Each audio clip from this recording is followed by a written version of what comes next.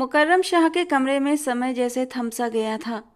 वो बड़ी सी कुर्सी पर बैठे, हाथ में तस्बीह थामे, हर दाना धीरे धीरे घुमाते हुए कमरे में मौजूद सभी लोगों पर गहरी नजर डाल रहे थे।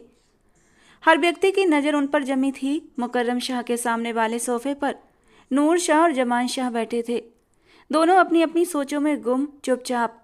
नूर ने आज नीला जोड़ा पहना हुआ था। आंखों में साफ साफ बेचैनी की छाया नजर आ रही थी। उसके चेहरे पर हल्की सी बेचैनी थी, जैसे वो कुछ समझने की कोशिश कर रही हो। उसे सबसे ज्यादा हैरानी इस बात पर थी कि उसे जमान के साथ एक ही सोफे पर क्यों बिठाया गया है। वो तो इस व्यक्ति के साथ खड़ा होना भी अपनी तौहीन समझती थी। बचपन से लेकर अब तक अगर उन दोनों के बीच कोई रिश्ता था तो वो सिर्फ नफरत का रिश्ता था। इसके अलावा उन दोनों ने कभी कोई और रिश्ता बनाया ही नहीं था। दूसरी ओर जमान शाह का चेहरा भी सख्त था। उसके लिए भी इस लड़की के बराबर में बैठना अपमानजनक था।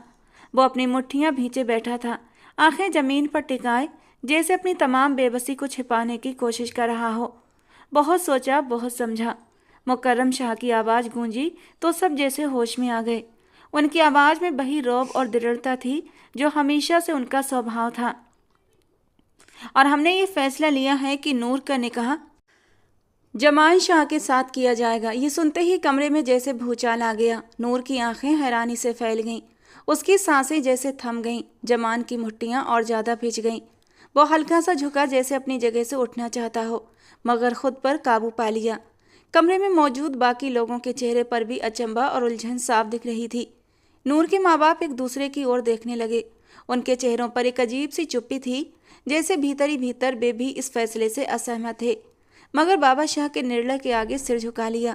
नूर ने एक पल के लिए होंठ खोले, जैसे कुछ कहना चाहती हो, लेकिन गले से कोई आवाज न निकल सकी। उसकी आंखें मुकर्रम शाह पर जमी थीं, जिसमें ढेरों सवाल और बेबसी झलक रही थी, मगर वे सवाल जुबान तक ना आ सके। जमान शाह ने गहरी सांस ली और आखिरकार सिर उठाकर मुकर्रम शाह की ओर देखा। उसकी आंखों में अजीब सी जलन थी। दादा जान, उसकी आवाज़ में साफ सख्ती थी। क्या आपको यकीन है ये फैसला सही है? मुकर्रम शाह ने जमान शाह की आंखों में देखा और फिर पूरे इत्मीनान से कहा, यह हमारा फैसला है जमान। परिवार के भले के लिए जो सही समझा हमने वही किया। नूर ने भी हल्का सा विरोध करने की कोशिश की। दादा, लेकिन मुकर्रम शाह ने हाथ उठाकर नूर को चुप करा दिया। बेटा, हमने जो सोचा है वही सबसे बेहतर है। हम चाहते हैं कि परिवार में एकता और मजबूती बनी रहे, और हमें यही तरीका सबसे सही लगा। नूर का चेहरा गुस्से और बेबसी से लाल हो गया, मगर उसमें आगे कुछ कहने की हिम्मत नहीं बची थी। जमान ने भी अपनी नज़रें दूसरी ओर फेर लीं, जैसे वो इस बात को और सहन नहीं कर सकता था। कमरे में एक बार फिर गहरी चुप्पी छा गई, मगर इस बार ये चुप्पी पहले से भी ज़्यादा भारी थी। नूर के माँ बाप ने सिर झुका लिया और धीरे से कहा, आप जो बेहतर समझे दादा शाह। उसके पापा की आवाज़ धीमी थी, हम आपके फैसले के आगे सिर झुकाते हैं। जमान शाह के माँ बाप ने भी हल्का सा सिर झुकाया, लेकिन उनके चेहरों पर भी हैरानी की लकीरें साफ दिखाई दे रही थीं। उनकी आंखों में सवाल और चिंता थी, मगर उन्होंने भी अपने बुजुर्ग के फैसले को स्वीकार कर लिया था। नूर और जमान ने एक दूसरे की ओर देखा। उनकी आंखों में साफ नफरत झलक रही थी, मगर दोनों ने कुछ भी नहीं कहा। उनके चेहरे की खामोशी जुबान ही उनके दिल की पूरी कहानी बयान कर रही थी। मुकर्रम शाह ने संतोष की सांस ली और सभी पर एक नज़र डाली। हमारा फैसला आखिरी फैसला है। पहले दोनों का निकाह होगा और फिर उसके बाद नूर की पढ़ाई पूरी होते ही रुखसती कर दी जाएगी। यही सही है, उन्होंने कहा। अब सब अपने अपने कमरों में जा सकते हैं। सबसे पहले नूर गुस्से से भरी हुई कमरे से बाहर निकली। उसका दिमाग बिल्कुल काम नहीं कर रहा था। उसके बाद जमान ने भी किसी की परवाह नहीं की और कमरे से नहीं बल्कि पूरी हवेली से ही बाहर निकल गया। उनके बाद धीरे धीरे बाकी लोग भी उठे और कमरे से बाहर जाने लगे।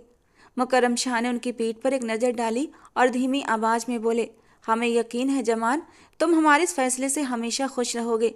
ये कहकर उन्होंने अपनी आंखें मूंद लीं और धीरे धीरे तस्बीह के दाने घुमाने लगे। रात के 10 बजे का वक्त था। हवेली के बाहर ठंडी ठंडी हवाएं चल रही थीं, जिसमें पेड़ों की शाखाएं धीरे धीरे हिल रही थीं। हवेली के अंदर का माहौल भी शांत था, जैसे हर कोई दिन की घटना के बाद सुकून ढूंढ रहा हो। मगर इस शांति को जमान शाह की वापसी ने तहस नहस कर दिया। जमान तेज कदमों से हवेली के दरवाजे से अंदर दाखिल हुआ। उसके चेहरे पर गुस्सा और बेचैनी साफ झलक रही थी। उसने सीधे अपने माँ बाप के कमरे की ओर कदम बढ़ाए। दरवाज़ा खटखटाए बिना अंदर घुसा और वहीं रुक गया। उसके माँ बाप सोफे पर बैठे थे। उसकी माँ तस्वीर थामे दुआ पढ़ रही थी, जबकि उसके पापा एक किताब के पन्ने पलट रहे थे। अम्मी, अब्बू, जमान की आवाज़ में गुस्सा और बेचैनी थी। ये क्या फैसला किया है आप लोगों ने? उसकी माँ ने सिर उठाकर उसे देखा और धीरे से तस्वीर अपने साइड पर रख दी। जमान बेटे, आओ बैठ जाओ, हम बात करते हैं। मगर जमान बैठने के मूड में नहीं था। वो कमरे के बीचों बीच खड़ा रहा। उसकी मुट्ठियां गुस्से से भिजी हुई थीं। अम्मी, मैं नूर से शादी नहीं कर सकता। वो लड़की जिद्दी है, बदतमीज है, उससे मेरी कभी नहीं बन सकती। आप लोग ये कैसे सोच सकते हैं कि मैं उससे शादी करूंगा? जमान के पापा ने किताब बंद की और एक गहरी सांस ली। बेटा, ये फैसला तुम्हारे दादा ने किया है और हमें उनका हुक्म मानना होगा। लेकिन अब्बू, जमान की आवाज़ और तेज हो गई, ये मेरी जिंदगी का सवाल है, मेरा भविष्य है। नूर मेरे लिए नहीं बनी। मैं किसी सीधी सादी समझदार लड़की से शादी करना चाहता हूँ जो मेरे ख्यालों को समझ सके। भले वो खूबसूरती में किसी से कम नहीं है, लेकिन मेरे लिए खूबसूरती ही सब कुछ नहीं। मुझे एक ऐसी लड़की चाहिए जो मुझे समझ सके, मुझसे मोहब्बत करे। और नूर कभी वो लड़की नहीं हो सकती। उसकी जिद, उसका घमंड और उसकी बेबाकियाँ सब आप लोगों की नज़रों के सामने हैं। उसके बाद भी आप लोग इस फैसले से कैसे सहमत हो गए? उसकी माँ ने हल्की सी मुस्कान के साथ कहा, बेटा, कभी कभी हमें अपने बुजुर्गों की बात को मानना पड़ता है। आपके दादा शाह ने जो भी फैसला किया है वो परिवार की भलाई के लिए ही किया है। जमान ने अपने माँ बाप की ओर अविश्वास से देखा। आप लोग समझ क्यों नहीं रहे? ये मेरी पूरी जिंदगी का सवाल है। नूर और मैं एक दूसरे के साथ कभी भी खुश नहीं रह सकते। एक दूसरे से हम लोग नफरत करते हैं। उसके और मेरे विचारों में जमीन आसमान का अंतर है। ये निकाह कैसे कामयाब हो सकता है? उसके पापा ने गंभीरता से जवाब दिया, जमान, अगर तुमने ये निकाह ना किया तो तुम्हें जायदाद से निकाल दिया जाएगा। दादा शाह की ये बात साफ है। वो परिवार की एकता के लिए ये सब कर रहे हैं। जमान ने निराशा में सिर झटका। क्या जायदाद ही सब कुछ है? क्या मेरी खुशी, मेरी जिंदगी की कोई अहमियत नहीं? उसकी माँ ने नरम लहजे में कहा, बेटा, ये सब तुम दोनों की भलाई के लिए ही है। वक्त के साथ साथ सब कुछ ठीक हो जाएगा। जमान ने कमरे में इधर उधर टहलना शुरू कर दिया। उसकी सांसें गुस्से के मारे तेज हो रही थीं। आप लोग समझने की कोशिश क्यों नहीं कर रहे? नूर मेरे लिए कभी भी सही नहीं हो सकती। वो मुझे कभी नहीं समझेगी और मैं उसे। ये निकाह बस एक ज़बरदस्ती का रिश्ता होगा जिसमें न प्यार होगा और न सुकून। उसके पापा ने गंभीरता से कहा, जमान, जिंदगी में कई बार हमें अपनी इच्छाओं से समझौता करना पड़ता है। ये परिवार की बात है और हमें परिवार की भलाई के लिए कुछ कुर्बानियां देनी पड़ती हैं। जमान ने थकी हुई सांस ली और एक पल के लिए चुप हो गया। उसकी आंखों के सामने जिद्दी, मगरूर, नकचड़ी नूर का चेहरा घूम गया और उसका ख्याल आते ही उसका गला तक कड़वा हो गया। जिस लड़की को एक निगाह देखना भी उसे गवारा न था, पूरी जिंदगी के लिए उसे अपना कैसे बना सकता था? फिर उसने आखिरी कोशिश की, अब्बू, अम्मी, कम से कम एक बार दादा से बात तो करें। उन्हें समझाएं कि ये रिश्ता किसी के हक में सही नहीं है। उसकी माँ ने सिर ना में हिलाया, बेटा, हमने अपनी बात कह दी है। अब फैसला आपके दादा शाह का है और हम उनके हुक्म के खिलाफ नहीं जा सकते। जमान ने हार मानते हुए सिर झुका लिया। ठीक है, अगर आप लोग यही चाहते हैं तो फिर मैं कुछ नहीं कर सकता। लेकिन याद रखिए, इस रिश्ते में आगे कभी खुशी नहीं होगी और आगे चलकर ये रिश्ता कितना कामयाब होगा, मैं इस बात की कोई गारंटी नहीं दे सकता। आगे जो कुछ भी होगा जिम्मेदार सिर्फ और सिर्फ आप लोग होंगे। ये कहकर वो कमरे से बाहर चला गया। उसके कदमों की आहट पूरे कमरे में गूंज रही थी। उसके माँ बाप ने एक दूसरे की ओर देखा। उनके चेहरों पर चिंता थी, मगर वे अपने बाप के फैसले के सामने कुछ कहने से लाचार थे। दूसरी ओर पूरा दिन वो गुस्से से भरी रही और अब नूर का कमरा एक युद्ध के मैदान के जैसा लग रहा था। अलमारी के दरवाजे खुले हुए थे, कपड़े जमीन पर बिखरे पड़े थे और मेज पर रखी किताबें फर्श पर गिरी पड़ी थीं। नूर बिस्तर के पास खड़ी थी। उसके बाल बिखरे हुए थे, जबकि चेहरा गुस्से के मारे लाल हो रहा था। आंखों में आंसुओं का सैलाब उमड़ रहा था। सांसें तेज चल रही थीं और गुस्से में उसने एक गुलदस्ता उठाकर जमीन पर दे मारा। कांच के टुकड़े कमरे में बिखर गए। नूर की अम्मी दरवाजे पर खड़ी, जो ये सब कुछ देख रही थी, उनके चेहरे पर हैरानी और गुस्से के मिले जुले भाव थे। उन्होंने कई बार नूर को समझाने की कोशिश की, मगर नूर की जिद और बेकाबू गुस्से के आगे उनकी बात का कोई असर न हुआ। आखिरकार उनकी अम्मी ने एक कदम आगे बढ़ाया, नूर के करीब आई और एक जोरदार थप्पड़ उसके गाल पर जड़ दिया। नूर एकदम सन्न रह गई। उसने अविश्वास से अपनी माँ की ओर देखा। आंखों में आंसू थम गए, चेहरे पर दर्द और हैरानी की लहर दौड़ गई। अम्मी, आपने मुझे मारा? नूर की आवाज़ कांप रही थी, जबकि उसकी माँ ने सख्त अंदाज में जवाब दिया, हाँ मारा, क्योंकि तुम हद से बाहर जा रही हो। नूर, ये क्या तरीका है? और ये कमरा देखो, ये सब क्या है? और आखिर इतना अग्रेसिव होने की क्या ज़रूरत है? नूर ने कुछ कहने की कोशिश की, मगर उसकी अम्मी ने उसे चुप करा दिया। बस नूर, एक शब्द भी नहीं बोलोगी। जितना ड्रामा तुमने करना था कर लिया है, लेकिन एक बात कान खोलकर सुन लो, तुम्हारा निकाह सिर्फ और सिर्फ जमान शाह से ही होगा। जो तुम्हारे दादा शाह फैसला कर चुके हैं वो पत्थर की लकीर है। अब सोचना भी मत, ये फैसला बदल सकता है। ये कहकर वो कमरे से बाहर चली गई थी, जबकि नूर ने गुस्से के मारे एक और गुलदान उठाकर दीवार पर मारने की सोची, लेकिन अगले ही पल गुस्से के घूंट पीते हुए उसने गुलदान वापस टेबल पर रख दिया, क्योंकि उसे दोबारा अपनी माँ से थप्पड़ नहीं खाना था। निकाह का दिन। हवेली के विशाल आंगन में एक बड़ा शामियाना लगाया गया था, जहाँ पूरे परिवार के सदस्य इकट्ठा थे। चारों ओर रौनक लगी थी, खुशबू फैली हुई थी और लोग एक दूसरे को मुबारकबाद दे रहे थे। लेकिन इस खुशी के माहौल में दो चेहरे ऐसे भी थे जो इस जश्न से बिल्कुल अलग लग रहे थे, नूर और जमान। नूर का दिल अंदर से टूट चुका था। वो लाल शादी के जोड़े में सिर झुकाए बैठी थी, लेकिन उसके मन में तूफान उमड़ रहा था। मैंने हमेशा अपनी ज़िंदगी अपनी मर्जी से जी है, किसी की कैद में नहीं रही, और अब मुझे ऐसे इंसान से बांधा जा रहा है जो मेरी सोच, मेरी आज़ादी को समझने के बजाय मुझसे नफरत करता है। जमान दूसरी ओर खड़ा था, सफ़ेद शेरवानी में सजा हुआ, लेकिन उसका चेहरा सख्त था। उसकी आंखों में दर्द की परछाइयाँ साफ दिख रही थीं। ये कैसा खेल है? जमान ने खुद से कहा। एक ऐसी लड़की से निकाह जो खुदगर्ज है, जो अपनी मर्जी की ज़िंदगी जीती है, जिसे परिवार की इज्जत और रिवाजों की कोई परवाह नहीं। ये कैसा रिश्ता है और कैसे चलेगा?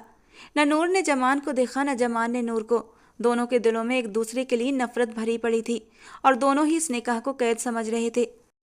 मगर मुकर्रम शाह का फैसला अटल था। उन्होंने किसी की कोई बात नहीं सुनी और परिवार की इज्जत और एकता के नाम पर इस निकाह का हुक्म दे दिया। निकाह पढ़ने वाले मौलवी साहब ने निकाह के बोल पढ़ने शुरू किए। नूर का दिल तेजी से धड़कने लगा। क्या ये कोई सपना है? उसने मन ही मन सोचा। शायद एक डरावना सपना जिससे न जाने मैं कब जागूंगी। जमान ने भी अपने मन में सोचा, ये निकाह सिर्फ जबरदस्ती का एक बंधन है, मैं इसे कभी स्वीकार नहीं करूंगा। नूर जैसी लड़की मेरे लिए नहीं बनी, उसे अपनी आज़ादी प्यारी है और मैं ऐसी आज़ादी के खिलाफ हूँ जो परिवार की इज्जत को दांव पर लगा दे। कबूल है, नूर ने बेदिली से कहा। उसकी आवाज़ में दुख और बेबसी थी।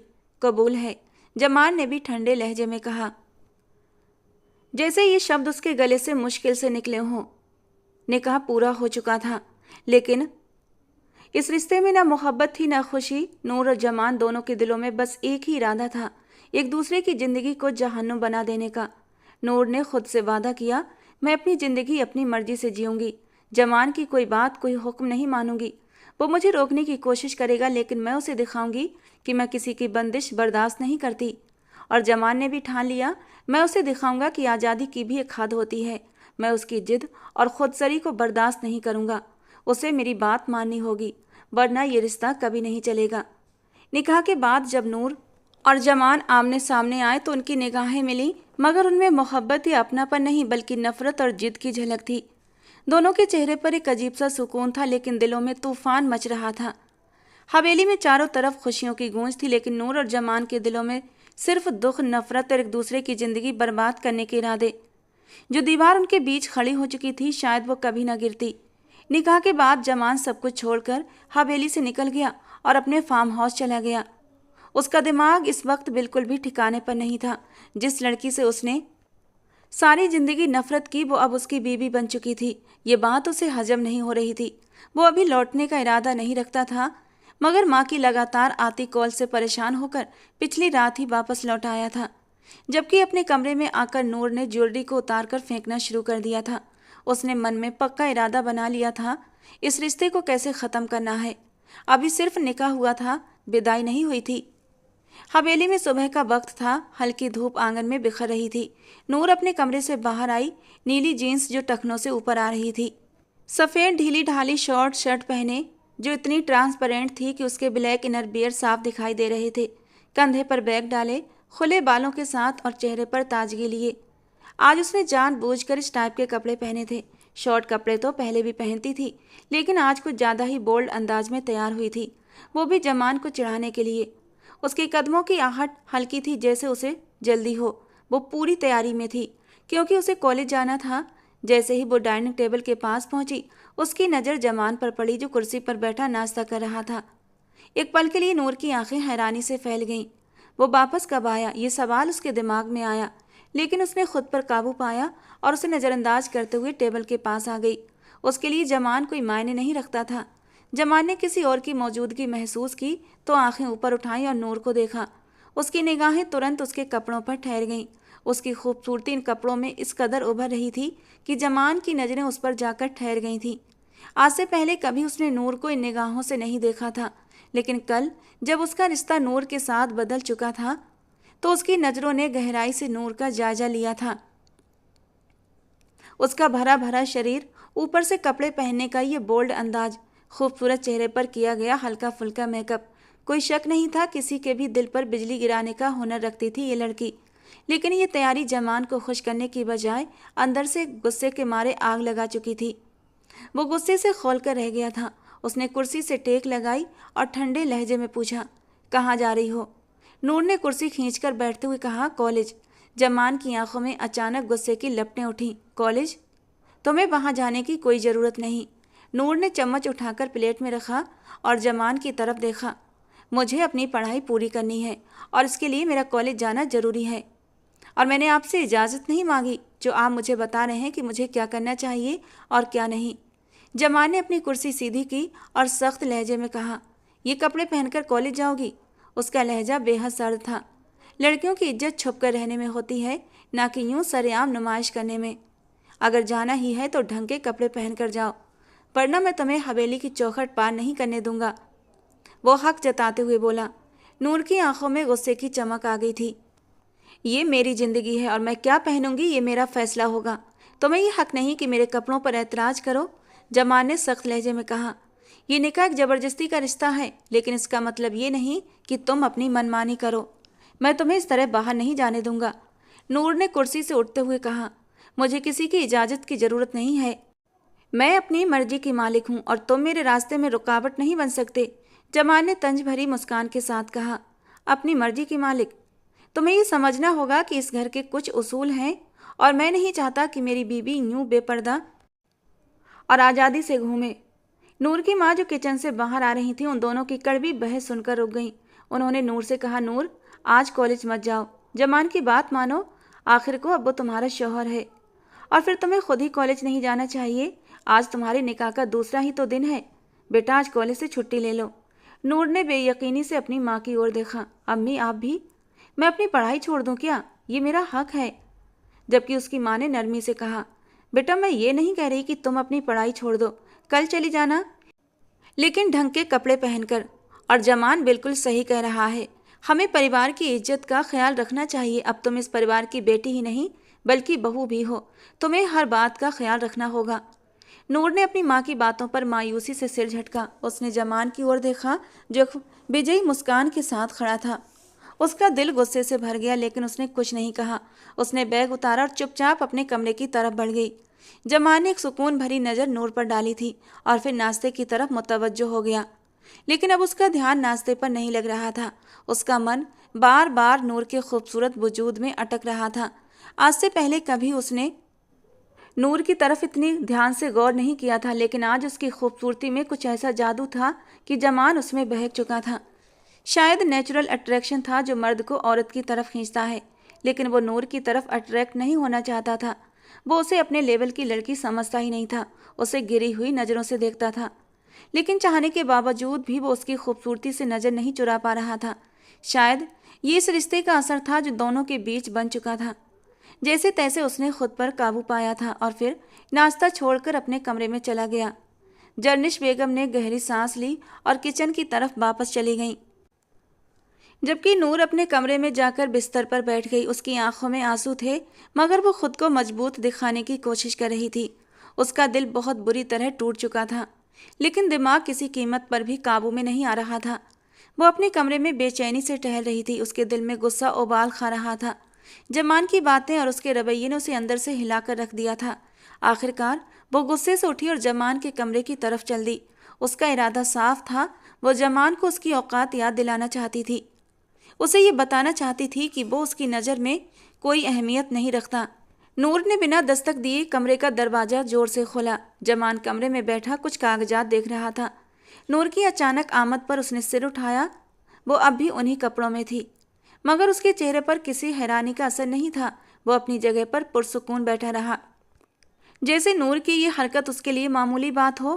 ये क्या बदतमीजी थी, नूर ने तल्ख लहजे में कहा। तुम खुद को आखिर समझते क्या हो? तुम्हारे ख्याल में तुम मुझे रोक सकते हो, मेरी ज़िंदगी में दखल दे सकते हो? तुम मेरे लिए कुछ भी नहीं हो, समझे जमान शाह। जमान ने कागजात मेज पर रखे और नूर की तरफ ठंडी नज़रों से देखा। यही बात करने आई हो तो सुन लो। तुम्हारी ज़िंदगी में मुझे कोई दिलचस्पी नहीं है नूर, मगर इस घर में जो उसूल हैं वो तुम्हें मानने होंगे, और अब तुम मेरे निकाह में हो, इसलिए मैं ये बेहुदा लिबास बर्दाश्त नहीं करूँगा। वो उसके कपड़ों पर तंज कसते हुए बोला। नूर ने तंजिया हंसी के साथ कहा, उसूल? तुम्हारे उसूल? ये सब फिजूल हैं। तुम्हारी सोच इतनी छोटी है कि तुम लड़कियों की आज़ादी बर्दाश्त कर ही नहीं सकते। तुम्हें लगता है कि मैं तुम्हारे कहने पर अपनी ज़िंदगी अपनी मर्जी से जीना छोड़ दूंगी। जमान ने ठंडे लहजे में कहा। नूर, तुम जो कुछ भी कह रही हो मुझे उस बात की कोई भी परवाह नहीं है, मगर ये याद रखो कि इस घर की इज्जत मेरे हाथ में है, और मैं ये बिल्कुल भी बर्दाश्त नहीं करूँगा कि कोई इस इज्जत को नुकसान पहुँचाए। नूर ने गुस्से से तमतमाते हुए कहा। इज्जत? तुम्हारी इज्जत? तुम्हारे ख्याल में तुम मुझे रोक सकते हो? तुम मेरे लिए कुछ भी नहीं हो, और तुम्हारी बातों की मेरे लिए कोई अहमियत नहीं। जमान ने कुर्सी से उठकर उसकी तरफ कदम बढ़ाए। वो ठीक उसके सामने जाकर खड़ा हुआ, जबकि जमान को अपने इतने करीब पाकर वो एक पल के लिए घबरा गई थी और फिर एक कदम पीछे हटी। लेकिन जमान 2 कदम आगे बढ़ा, और आगे बढ़कर उसने नूर की कमर में हाथ डालते हुए उसे अपने करीब खींचा था, और झटके से नूर की नरम नाजुक धड़कनें जमान के चौड़े सीने से जा टकराईं।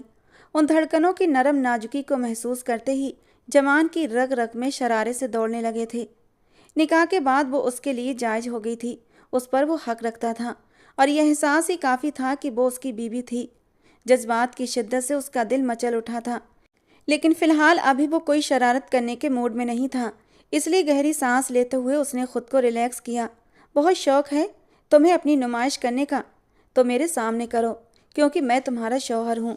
तुम मेरे सामने जैसे चाहे वैसे कपड़े पहन सकती हो, बल्कि कहो तो मैं खुद तुम्हें बहुत ही खूबसूरत और सेक्सी ड्रेस लाकर दे सकता हूँ, जो तुम बंद कमरे में मेरे सामने पहनकर मुझे दिखा सकती हो। लेकिन अगर मेरे अलावा कहीं बाहर पहनकर जाने की ज़रूरत की तो उसका अंजाम बहुत बुरा होगा। एक हाथ उसकी कमर में डाले और एक हाथ से वो उसके चेहरे पर आए बालों की लटों को उसके कानों के पीछे कर रहा था, और फिर गालों से होते हुए उसके हाथ नीचे गर्दन की तरफ सरकने लगे थे। एक पल के लिए नूर की सांसें भी तेज हुई थीं। जमाल शाह ने धीरे धीरे उसकी नर्म नाजुक गर्दन को छूते हुए एक झटके से उसके गले के खुले बटन को बंद कर दिया था।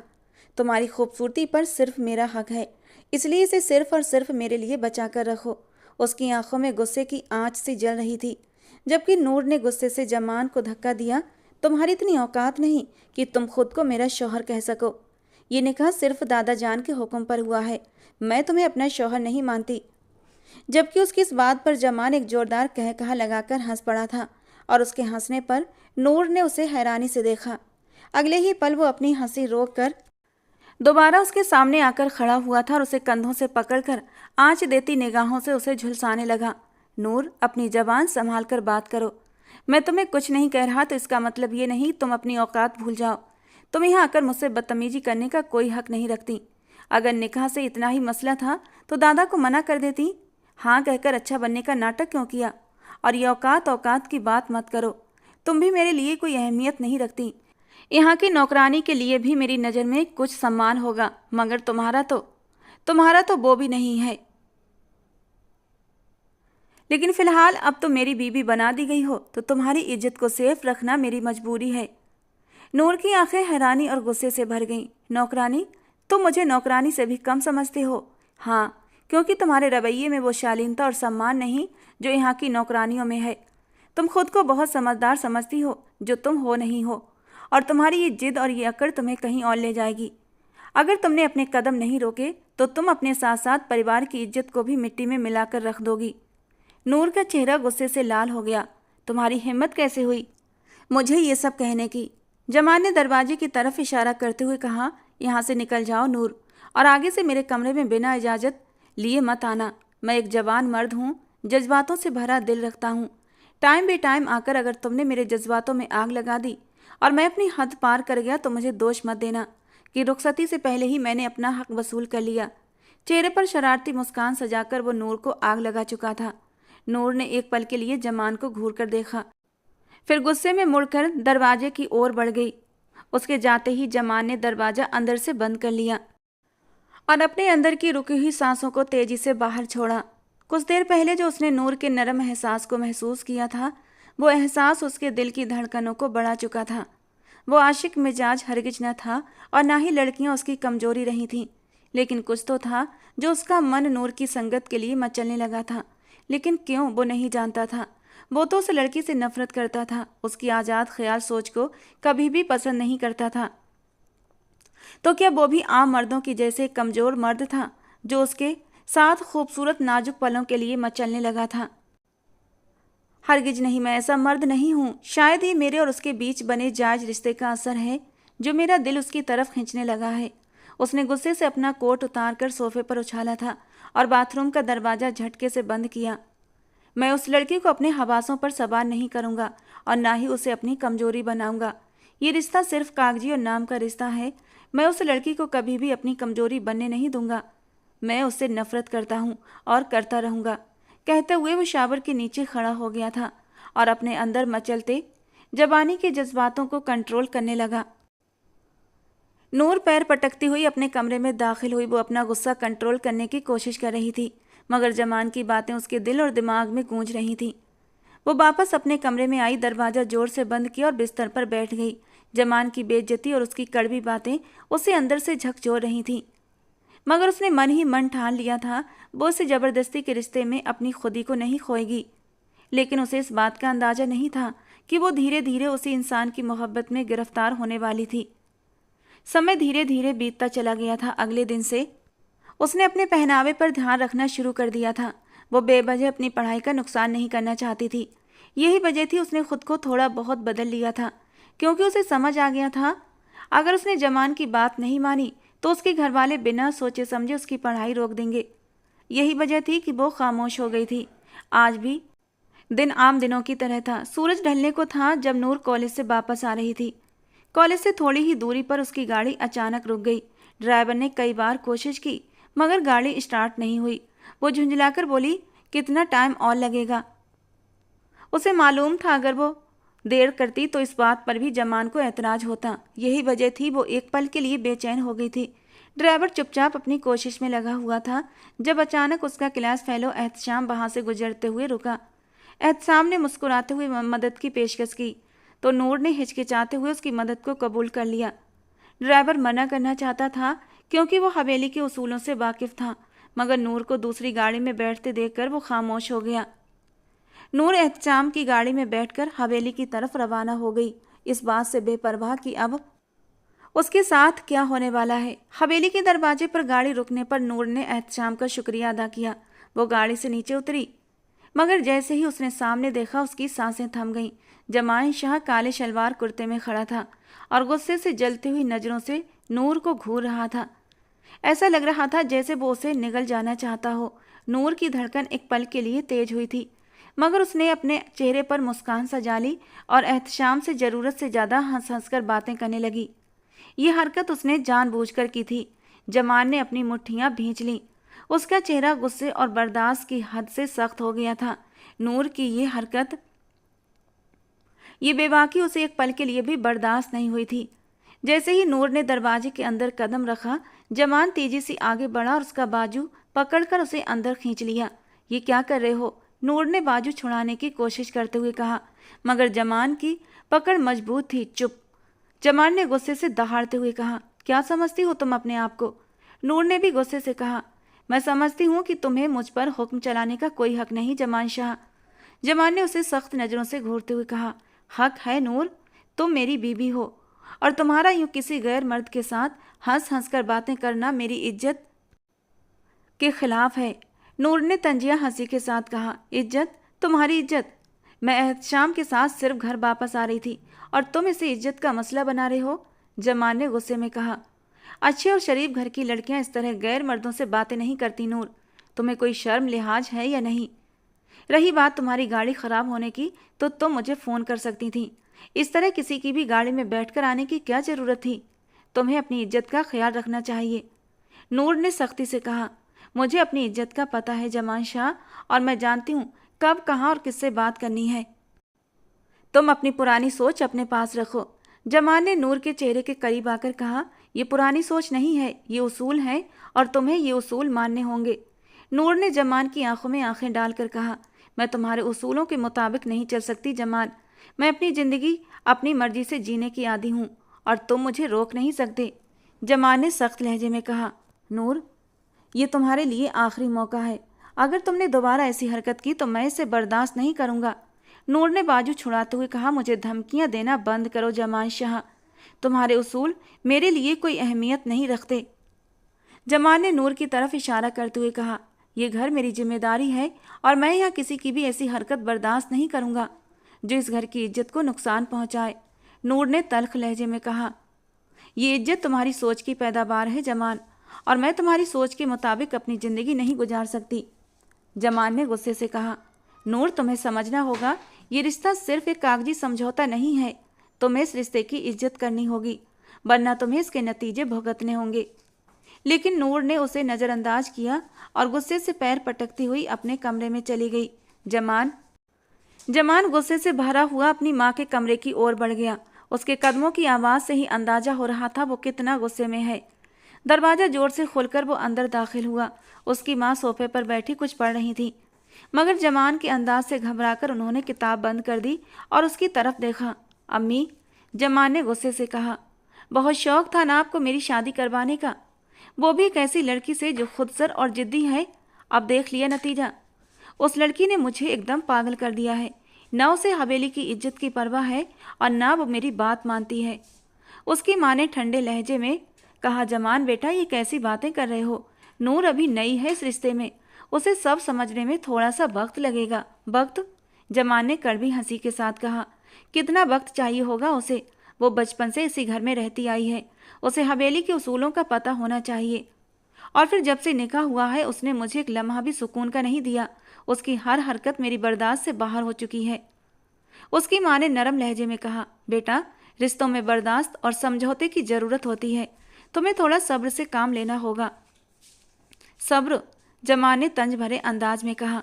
अम्मी, जितना सब्र करना था मैंने कर लिया, अब मुझसे और नहीं होगा, सुरमीन बेगम ने परेशान होकर कहा। तो फिर तुम क्या चाहते हो?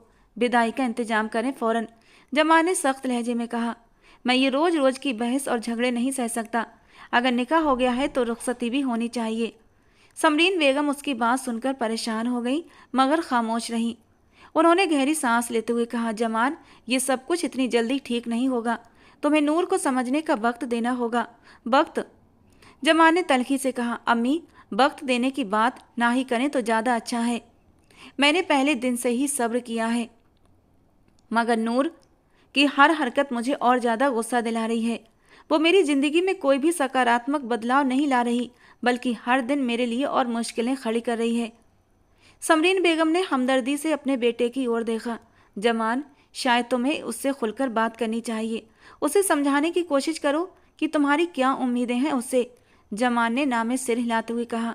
मैंने कोशिश की अम्मी, मगर उसने मेरी किसी बात को अहमियत नहीं दी। वो अपनी दुनिया में ही मगन है और उसे मेरी परवाह नहीं है। अब मुझसे और नहीं होगा, उसकी माँ ने नरमी से कहा। बेटा, हर रिश्ते में मसले होते हैं, अगर तुम दोनों मिलकर इन्हें सुलझाने की कोशिश करोगे तो सब कुछ बेहतर हो सकता है। अब मुझे किसी हल की ज़रूरत नहीं है अम्मी, जमान ने गुस्से से कहा। मैं सिर्फ ये चाहता हूँ कि नूर इस घर की इज्जत का ख्याल रखे और अपनी हद में रहे। अगर वो ये नहीं कर सकती तो इस रिश्ते का कोई मतलब नहीं बनता।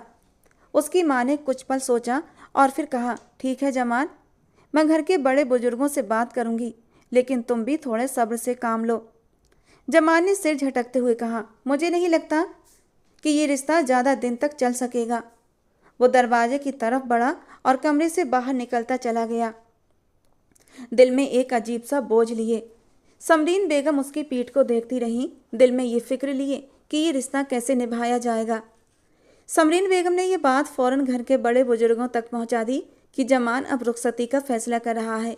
सबकी तरफ से यही सहमति मिली कि अगर जमान चाहता है कि रुखसती हो जाए तो अब इसमें देर नहीं करनी चाहिए। लेकिन जब ये बात नूर को पता चली तो उसके तन बदन में आग लग गई। वो गुस्से से तमतमाई, उबलते लहजे के साथ जमान के कमरे की तरफ बढ़ी।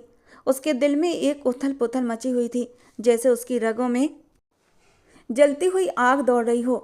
वो खुद को संभालने की पूरी कोशिश कर रही थी, लेकिन जब उसने सुना कि जमान रुखसती का फैसला कर रहा है तो उसकी बर्दाश्त की हद खत्म हो गई थी। उसका दिल तेजी से धड़क रहा था और खून की रफ्तार बढ़ गई थी। जैसे ही उसने दरवाजे का कमरा खोला, गुस्से से चीख पड़ी। उसकी आवाज़ इतनी तेज थी कि जैसे वो लम्हे भर में जमान को भी चकनाचूर कर देगी। तुमने सोचा भी कैसे कि मैं तुमसे शादीशुदा जिंदगी की शुरुआत करूंगी? उसकी आंखों में जलते हुए शोले थे, जैसे वो हर लफ्ज के साथ साथ जमान पर हमला कर रही हो। मैं तुमसे नफरत करती हूँ। चाहे कुछ भी हो जाए, मैं तुम्हारे साथ रुखसती कभी नहीं होने दूंगी। जमान की आंखों में एक अजीब सा सुकून था, जैसे उसे किसी बात की परवाह ना हो। उसने बेपरवाही से जवाब दिया, मुझे तुम्हारी कोई बात नहीं सुननी, जाओ यहाँ से। मेरा जो फैसला था मैं दादा शाह के पास पहुँचा चुका हूँ। उसके लहजे में इतनी ठंडक और बेरुखी थी जैसे उसे नूर की तकलीफ से कोई फ़र्क ही ना पड़ता हो। जबकि ये सुनकर नूर का गुस्सा और भी ज़्यादा बढ़ गया। वो समझती थी शायद कहीं ना कहीं जमान के दिल में कोई नरमी होगी, लेकिन इस वक्त वो उसे पूरी तरह से बेजान और बेदिल इंसान लग रहा था। उसका दिल धक से रह गया और उसकी बेरुखी ने उसे और भी बेचैन कर दिया। तुम मेरे साथ ऐसा कैसे कर सकते हो? मैं तुमसे शादी नहीं कर सकती, नूर ने गुस्से से कहा। फिर आगे ठहर कर कहा, क्योंकि मैं किसी और से प्यार करती हूँ। वो कुछ और ही कहने वाली थी कि अचानक जमान तेजी से उसकी तरफ बढ़ा और उसका बाजू पकड़ लिया, जैसे उसे रोकने की कोशिश कर रहा हो। उसके चेहरे पर गुस्से की लाली थी और आंखों में एक अजीब सा जुनून झलक रहा था। क्या बकवास कर रही हो तुम? उसकी आवाज़ में इतनी सख्ती थी कि एक पल के लिए नूर सहम गई थी, लेकिन अगले ही पल नूर ने पूरी ताकत से अपना बाजू छुड़ाने की कोशिश की। जमान ने उसे कसकर पकड़ रखा था। नूर गुस्से से बोली, मैं 1000 बार कहूँगी कि मैं तुमसे प्यार नहीं करती, मैं किसी और से। उसके शब्द अधूरे ही रह गए थे जब जमान ने एक तेज थप्पड़ उसके गाल पर जड़ दिया। नूर का सांस अटक गया, वो सन्न रह गई और सदमे से जमान को देखने लगी। ये पहली बार था जब उसने उस पर हाथ उठाया था। उसने अपनी आंखों में जलती हुई नफरत के साथ कहा, बहुत कमज़ोर निकले तुम जमान शाह। उसकी आवाज़ में गहरी कड़वाहट और एक गहरा तंज था, जैसे वो उसकी हार की खुशबू महसूस कर रही हो। तुम खुद मुझसे नफरत करते हो, लेकिन मैं किसी और से प्यार भी ना करूं। किसी को पसंद करना मेरा हक है। प्यार करती हूँ, कोई पाप नहीं किया है मैंने। उसके ये कहते ही जमान ने उसे दीवार से लगा दिया। दोनों तरफ अपने बाजू टिकाए वो उसके बेहद करीब खड़ा था। उसकी गर्म सांसें नूर के चेहरे पर पड़ रही थीं। उसकी आंखों में एक पागलपन झलक रहा था। तुमसे शादी मेरी मजबूरी थी और शायद मुझसे शादी तुम्हारी भी मजबूरी थी, लेकिन ये जो इश्क का भूत तुम्हारे सर पर चढ़कर बोल रहा है ना, ये बात तुमने निकाह से पहले बोलनी थी। जान दे देता, लेकिन तुम जैसी लड़की से शादी ना करता। लेकिन अब जबकि तुम मेरे निकाह में हो, हक रखता हूँ तुम पर और मेरी इज्जत हो तुम। अब एक भी शब्द मुंह से निकाला तो वो अंजाम करूँगा कि सोच भी नहीं सकती, समझी? कहते कहते उसने उसके जबड़ों को अपनी सख्त पकड़ में दबोचा था और फिर ठंडी और गहरी आवाज़ में बोला, मैं तुमसे सख्त नफरत करता हूँ, लेकिन अब जबकि तुम मेरी बीवी हो तो तुम मुझसे धोखेबाजी नहीं कर सकती। अगर तुम्हारी जुबान से किसी और का नाम भी निकला तो विदाई का इंतजार नहीं करूँगा। अभी इसी वक्त अपना हक वसूल करके तुम्हें अच्छे से जता दूंगा कि तुम अब किसी की बीवी हो, किसी की इज्जत हो। कहते कहते उसने अपने होठों को उसके होठों पर रब किया था और नूर बुरी तरह कांपी थी। उसके लबों की नरमी को महसूस करते ही जमान का दिल बुरी तरह मचला, जबकि सांस तो नूर की भी तेज हुई थी। उसने खुमार भरी नज़रों से नूर के चेहरे को निहारा। चेहरे पर फैली शर्म की लाली उसकी नज़रों से छिपी न रह सकी। लरसती कांपती पलकें जमान के दिल की धड़कनों को और भी बढ़ा रही थीं। अपने होठों को आगे ले जाते हुए उसने उसकी पलकों को छू लिया था। पलकों से होते हुए वो दोबारा से उसके होठों के करीब आया था और फिर धीरे धीरे और जब बेखुदी में बहकर गर्दन के नीचे की तरफ जाने लगा तो नूर ने उसे खुद से दूर किया। उसके होंठ धीरे से लरज उठे थे। प्लीज़ इससे आगे नहीं। गहरी सांस लेते हुए जमान ने उसकी आंखों में आंखें डालकर कहा, नूर इससे आगे मैं भी अभी जाना नहीं चाहता। ये सब कुछ तो मैं शादी की पहली रात ही वसूल करूंगा। अभी फ़िलहाल जो भी तुम्हारे दिमाग में जो ये भूसा भरा है ना, इस भूसे को निकाल दो वरना। उसके लहजे में छुपी धमकी से ये साफ जाहिर था कि वो कुछ भी कर सकता था। नूर ने बड़ी मुश्किल से खुद को जमान से अलग किया था और चुपचाप कमरे से बाहर निकल गई। उसका दिल तेजी से धड़क रहा था, सांसें भारी हो रही थीं। जमान का स्पर्श उसके रग रग में उतर चुका था और उसके गुस्से को सोचकर वो बुरी तरह डर भी गई थी। उसने जमान को कभी इस तरह के गुस्से में नहीं देखा था। उसका थप्पड़ और उसका वो जुनूनी रवैया अब भी उसके दिमाग में गूंज रहा था, जैसे कोई चुभता हुआ कांटा। उसके दिल में एक फैसला हो चुका था, वो इस हवेली में और इन लोगों के बीच नहीं रह सकती। उसने अपना मोबाइल उठाया और फौरन एहतशाम को कॉल की। वो जानती थी एहतशाम उससे प्यार करता है और हमेशा उसकी मदद के लिए तैयार रहता है। उसका दिल जोरों से धड़क रहा था, जैसे वो कोई बड़ा कदम उठाने जा रही हो, लेकिन उसे लग रहा था अब उसके पास कोई और रास्ता नहीं बचा। कॉल रिसीव होते ही एहतशाम की आवाज़ आई, हेलो, हाँ नूर बोलो, क्या हुआ? नूर ने घबराई हुई आवाज़ में कहा, एहतशाम क्या तुम मेरी मदद कर सकते हो? मैं अपने कजिन से शादी नहीं करना चाहती। अगर आज रात मैं यहाँ से नहीं निकली तो कल मेरी रुखसती हो जाएगी। मैं यहाँ नहीं रह सकती। एहतशाम कुछ पलों तक खामोश रहा, जैसे वो उसकी तकलीफ को महसूस कर रहा हो। फिर उसने गहरी सांस लेते हुए कहा, ठीक है, तुम हवेली के पीछे आ जाना, मैं तुम्हें वहाँ से ले जाऊँगा। उसके बाद मैं तुम्हारी तलाक करवा कर तुम्हें उससे हमेशा के लिए आज़ाद करवा लूँगा और फिर बाद में हम दोनों शादी कर लेंगे। नूर की आंखों में एक चमक आ गई, जैसे उसके अंदर की बेचैनी थोड़ी कम हो गई हो। उसने जल्दी जल्दी अपना जरूरी सामान समेटा और हवेली के पीछे के दरवाजे पर जाकर खड़ी हो गई। उसे डर भी लग रहा था कि अगर जमान ने उसे देख लिया तो वो उसे जान से मार देगा। अब वो जमान के बदलते रंगों को बहुत अच्छे से पहचानने लगी थी। करीब आधे घंटे बाद एहतशाम अपनी गाड़ी लेकर वहां पहुंचा। नूर ने हालात की परवाह किए बिना उसकी गाड़ी में बैठते ही शहर की ओर रुख कर लिया। लेकिन वो मासूम लड़की ये नहीं जानती थी कि जिसे वो अपना हमदर्द समझ रही थी वही असल में सबसे बड़ा धोखेबाज था। वे अभी शहर के रास्ते में ही थे कि अचानक एहतशाम ने गाड़ी फार्म हाउस की ओर मोड़ ली। नूर एक पल के लिए चौंक गई, क्योंकि ये रास्ता सिद्रा के घर जाने वाला नहीं था। वो कुछ कहने ही वाली थी, लेकिन फिर सोचा शायद वो किसी दूसरे रास्ते से लेकर जा रहा होगा। लेकिन जब उसने देखा एहतशाम ने गाड़ी एक फार्म हाउस के सामने रोकी तो वो हैरान रह गई। उसने एक झटके से पूछा, ये कहाँ ले आए हो मुझे एहतशाम? नूर की आवाज़ में उलझन और घबराहट थी। वो बेचैनी से एहतशाम की तरफ देखते हुए बोली, मैंने कहा था ना मुझे सिद्रा के घर छोड़ दो। एहतशाम ने हल्की हंसी के साथ उसकी तरफ देखा, जैसे सब कुछ सामान्य हो। अरे क्यों, आओ आज हम दोनों साथ में थोड़ा वक्त बिताते हैं। उसकी आवाज़ में एक अजीब सा तंज था, जैसे वो अपनी समझ से सब कुछ ठीक कर रहा हो। नूर की आंखों में डर की एक लहर दौड़ी। वो तुरंत कहना चाहती थी कि वो यहाँ नहीं रुकना चाहती, मगर एहतशाम ने एक झटके से उसका हाथ पकड़ लिया और उसे जबरदस्ती गाड़ी से बाहर निकालने लगा। छोड़ो मुझे, नूर ने जोर से कहा, मगर एहतशाम की पकड़ मजबूत थी। वो उसकी कलाई कसकर पकड़े हुए फार्म हाउस के दरवाजे की तरफ ले जा रहा था। नूर की घबराहट और बेचैनी बढ़ चुकी थी, जैसे वो किसी अनजान और ख़तरनाक जगह पर आ गई हो। वो उसे पीछे धकेलने की कोशिश कर रही थी, मगर एहतशाम की पकड़ हर बार और भी ज़्यादा मजबूत होती जा रही थी। तुम क्या कर रहे हो एहतशाम? नूर की आवाज़ कांप रही थी। मुझे जाने दो, मैं सिद्रा के घर जाना चाहती हूँ, मुझे यहाँ नहीं रुकना। एहतशाम की आंखों में एक अजीब सी चमक उभरी थी और उसके चेहरे पर एक ठंडी मुस्कान थी, जैसे वो जो कर रहा था वही सही था। तुम्हें कहीं जाने की ज़रूरत नहीं है नूर, तुम्हारे लिए सब कुछ यहीं तो है। आज की रात ऐसी हसीन बनाऊंगा कि पूरी ज़िंदगी याद रखोगी। उसने कुटिलता से मुस्कुराते हुए कहा। नूर की हालत अब हद से ज़्यादा ख़राब हो रही थी। उसके कदम लड़खड़ा रहे थे और वो किसी भी तरह से खुद को छुड़ाने की कोशिश कर रही थी। उसके अंदर डर इतना बढ़ चुका था कि अब वो एहतशाम से और भी ज़्यादा घबराने लगी थी। वो किसी भी तरह खुद को छुड़ाकर भाग जाना चाहती थी, मगर उसकी पकड़ मजबूत थी कि वो चाह कर भी खुद को छुड़ा नहीं पा रही थी। एहतशाम उसे लिए हुए फार्म हाउस के अंदर एक कमरे में ले आया। अभी वो उस पर गलत हरकत करने ही वाला था, तभी नूर ने एक जोरदार थप्पड़ उसके मुंह पर जड़ दिया। खबरदार, खबरदार जो मेरे करीब आने की कोशिश की। मैं तो तुम्हें एक अच्छा इंसान समझती थी, मुझे लगा तुम मुझसे प्यार करते हो और मैं जमान की नफरत में तुम्हारे साथ चली आई, लेकिन शायद मैं बेवकूफ़ थी और आज इस बेवकूफ़ी की सज़ा मुझे इस कदर भयानक मिल रही है। कहते कहते उसने उसके मुंह पर थूक भी दिया था और शायद यही उसकी बर्बादी की शुरुआत थी। तुम्हारी इतनी हिम्मत! आज तुम्हें बताऊंगा मेरे साथ बदतमीजी करने की क्या सज़ा है। ये कहकर एहतशाम गुस्से से उसकी गर्दन की तरफ झुकने ही वाला था कि तभी कमरे का दरवाज़ा जोर की आवाज़ के साथ खुला था। नूर और एहतशाम दोनों ने चौंक कर दरवाजे की ओर देखा। वहाँ कोई और नहीं बल्कि जमान शाह खड़ा था।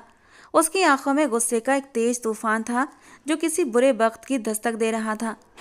चेहरा गुस्से से तमतमा रहा था और वो तेज कदमों से अंदर आया। एहतशाम! जवान की गुस्से से भरी आवाज़ कमरे में गूंज उठी। तुम्हें शर्म नहीं आती? ये क्या कर रहा था? एहतशाम, जो अब तक नूर को जबरदस्ती पकड़कर रखे हुए था, जमान की दहाड़ सुनकर कांप उठा। वो घबराकर नूर को छोड़कर पीछे हटा, मगर अगले ही पल जमान ने उसका हाथ पकड़कर उसे जमीन पर पटक दिया। हिम्मत कैसे हुई मेरी बीबी को हाथ लगाने की? मैं तेरी जान निकाल लूंगा। ये कहते ही उसने एहतशाम को जमीन पर गिरा दिया और उसे मारने लगा। उसके गुस्से की इस वक्त कोई हद नहीं थी। जिस पल नूर हवेली से बाहर निकली थी, उसी पल जमान के गार्ड्स ने उसे खबर दे दी थी और वो तुरंत अपनी गाड़ी लेकर उसके पीछे आ गया था। मगर उसे अंदाजा नहीं था ये नीच आदमी नूर के साथ इतनी बदसलूकी करने की कोशिश करेगा। जमान ने नूर की तरफ मुड़ते हुए उसे गले से लगा लिया। नूर की आंखों में आंसू थे और वो पूरी स्थिति को लेकर बहुत शर्मिंदगी महसूस कर रही थी। उसके शरीर में एक बुरी तरह कंपन हो रहा था और वो बस रोते हुए जमान के सीने में छिप गई। मुझे माफ़ कर दो जमान, मैंने बहुत बड़ी गलती की है, नूर ने रोते हुए कहा। मुझे नहीं पता था कि मुझे क्या हो गया था। बस मैं गुस्से और जिद में आ गई थी कि तुम्हारे सामने नहीं झुकूंगी, लेकिन मैं नादान थी। अपने जायज़ रिश्ते को भूलकर नाजायज़ रिश्ते के पीछे भाग रही थी और अब मुझे अपनी गलती का एहसास हो गया है। जमान ने उसकी पीठ पर हल्के से हाथ फेरा और फिर नरम आवाज़ में कहा, नूर, तुम्हें कभी भी अपनी इज्जत को किसी के सामने यूं बेमोल नहीं करना चाहिए। लड़कियों की इज्जत उनकी चार दीवारी में ही होती है। मैं ये नहीं कहता कि लड़कियों को शिक्षा नहीं लेनी चाहिए, लेकिन हमेशा अपनी सीमाओं और अपनी मर्यादाओं का ध्यान रखकर। नूर ने सिर झुका लिया और उसकी आंखों से और भी आंसू बहने लगे। वो जानती थी कि उसने अपने आप को बचाने की कोशिश की थी, लेकिन उसने अपनी इज्जत और ख़ुद को और भी खतरे में डाल लिया था। वो जानती थी कि जमान की बात बिल्कुल सही थी। जमान ने उसका चेहरा अपने हाथों से ऊपर उठाया और उसके माथे पर एक प्यार भरा, जब तक मैं जिंदा हूं तुम्हारी इज्जत पर एक आंच भी नहीं आने दूंगा। लेकिन तुम्हें भी चाहिए कि तुम अपनी इज्जत का ख्याल रखो, क्योंकि अब तुम मेरी बीवी हो। हम दोनों ने जो कुछ भी किया वो हमारा बचपना था, लेकिन अब हमारे बीच एक रिश्ता है और उसका ख्याल हम दोनों को रखना चाहिए। नूर और भी ज़्यादा रोते हुए उसके सीने से लग चुकी थी और जमान ने भी उसे अपने सीने से भींच लिया था, क्योंकि उसे एहसास हो चुका था वो नूर से मोहब्बत करने लगा था। इसीलिए उसके लिए इतना बेचैन रहता था और उसे उसकी तलब होती थी। वो उसकी हिफाजत के लिए वो उसे हिफाजत के साथ घर ले आया था। घर में सब लोगों ने उन्हें बाहर से आते देखा तो हैरान हुए थे, जबकि जमान ने सबको समझा दिया था कि वो उसे डिनर कराने के इरादे से बाहर लेकर गया था, क्योंकि उन दोनों की विदाई से पहले की रात थी और वो लोग उसे यादगार बनाना चाहते थे। सब लोगों ने सुकून का सांस लिया था। खैर, जो भी था, वो दोनों मियाँ बीवी थे, एक दूसरे पर हक रखते थे और कल तो वैसे भी दोनों की विदाई हो जानी थी। नूर ने प्यार भरी नज़र से जमान को देखा था, क्योंकि उसे एहसास हो गया था कि जो सुरक्षा जमान उसे दे सकता है वो सुरक्षा कोई और नहीं दे सकता। भले ही दोनों के बीच कई मतभेद थे, लेकिन आज इस मौके ने नूर को ये समझने पर मजबूर कर दिया था कि औरत का पति से ज़्यादा कोई दूसरा ख्याल रख ही नहीं सकता। भले ही हर रिश्ता अपनी अहमियत रखता है, लेकिन पति पत्नी का रिश्ता सबसे ऊपर होता है।